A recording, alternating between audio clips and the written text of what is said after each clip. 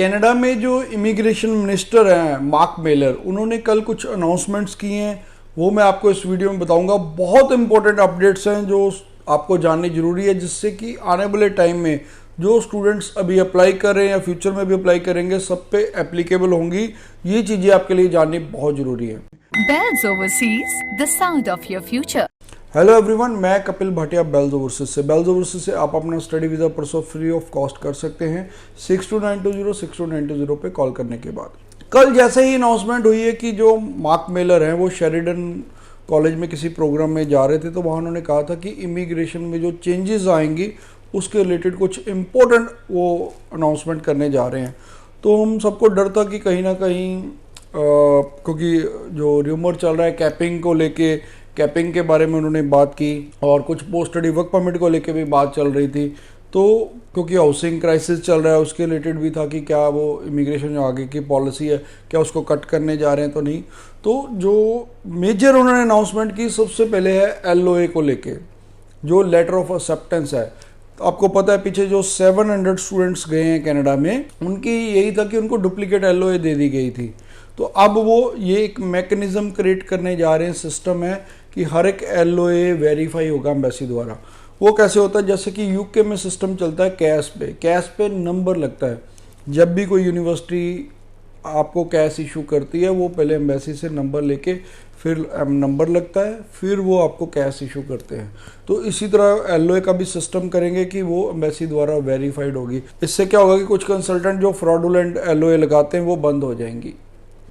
तो ये एक इम्पॉर्टेंट चीज़ होने जा रही है। उसके बाद जो सेकंड उन्होंने अनाउंसमेंट की है वो है पोस्ट स्टडी वर्क परमिट को लेके, क्योंकि ऑलरेडी इनके पास पिटीशन गई हुई है IRCC के पास कि जो पोस्ट स्टडी वर्क परमिट है, जो तो 2 ईयर की स्टडी है राइट नाउ, उसको 3 ईयर का वर्क परमिट मिलता है। जिनकी 1 ईयर की स्टडी है उनको 1 ईयर का मिलता है। तो प्रपोजल ये गई हुई है कि जो 2 ईयर की स्टडी है उसको 5 ईयर कर दिया जाए, और जो 1 ईयर की स्टडी है उसको 2 ईयर कर दिया जाए। ये प्रपोजल ऑलरेडी IRCC पर है।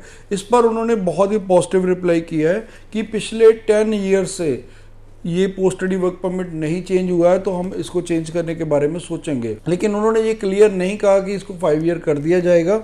हो सकता है कि वो सभी को 5 ईयर्स का कर दें, या हो सकता है वो पर्टिकुलरली उस चीज़ को देखें कि कौन सी स्किल शॉर्टेज है, जहाँ पर हमें हो सकता है जैसे मेडिकल स्टाफ है या इंजीनियरिंग की जो डिमांड है प्रोफेशन में, अगर आप उससे रिलेटेड कोर्स करते हैं तो वो हो सकता है कि उनका सिर्फ पर्टिकुलरली बढ़ा दिया जाए।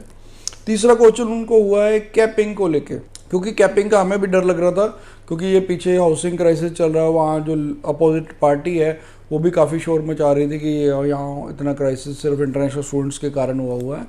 तो कैपिंग को लेके उन्होंने क्लियर कर दिया कि हमारे कैपिंग को लेके कोई भी हमारे प्लान्स नहीं है।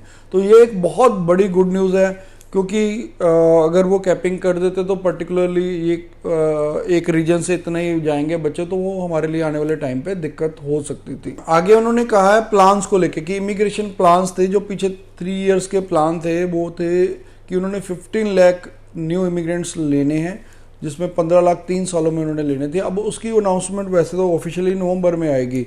तो उनसे ये पूछा गया क्या आप उसको कट करने जा रहे हो क्योंकि जो क्राइसिस को देखते हुए, तो उन्होंने इमीडिएटली रिप्लाई किया कि हम उसको बिल्कुल भी कम नहीं करेंगे, वो प्लान्स एज इट इज़ ही जारी रहेंगे। तो ये इंपॉर्टेंट अपडेट्स थी, और अगर आप ऐसी ही अपडेट से जानना चाहते हैं तो हमारे इस चैनल को सब्सक्राइब कीजिए, क्योंकि यहाँ पर मेनली इंफॉर्मेटिव कंटेंट ही रहता है। Bells Overseas, the sound of your future.